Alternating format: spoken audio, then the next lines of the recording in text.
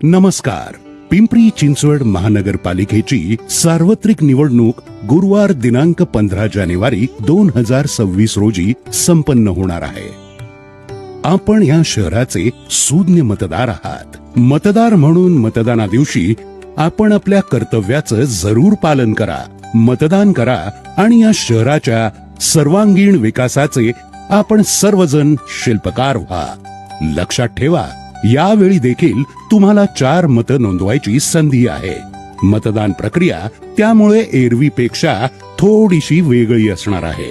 ती जरा आपण समजावून घेऊया. आपण नेहमी पोलिंग बूथ समोर उभे राहून मतदान करतो.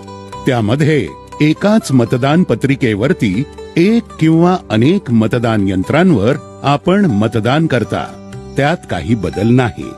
बदल फक्त मतदान यंत्रावरील मतपत्रिकेत असणार आहे. 4 जागांसाठी मतदान करायचं असल्याने मतपत्रिकेत यावेळी अ, ब, क, ड यानुसार 4 वेगळ्या रंगानं त्या 4 जागा दर्शवल्या असतील. जसं अ पांढरा रंग, ब फिका गुलाबी रंग, क फिका पिवळा रंग आणि ड फिका निळा रंग. प्रत्येक जागेकरता वेगवेगळ्या उमेदवारांची नावं आणि त्यांच्या पक्षांची चिन्ह असतील.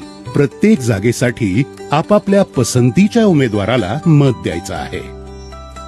ते द्यायचं नसल्यास मतपत्रिकेवर प्रत्येक जागेसाठी नोटा म्हणजेच नन ऑफ द अबव अर्थात कुठलाही उमेदवार नाकारण्याचा पूर्वीचा पर्याय उपलब्ध असणार आहे.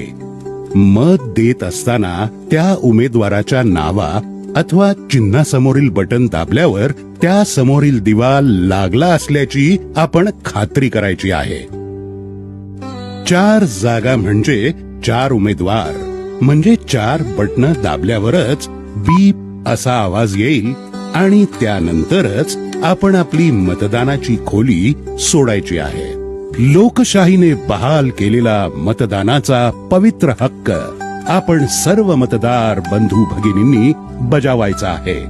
त्यासाठी राज्य निवडणूक आयोगाने नेमलेले मतदान केंद्रावरील केंद्राध्यक्ष आणि मतदान अधिकारी सहकार्य करतील.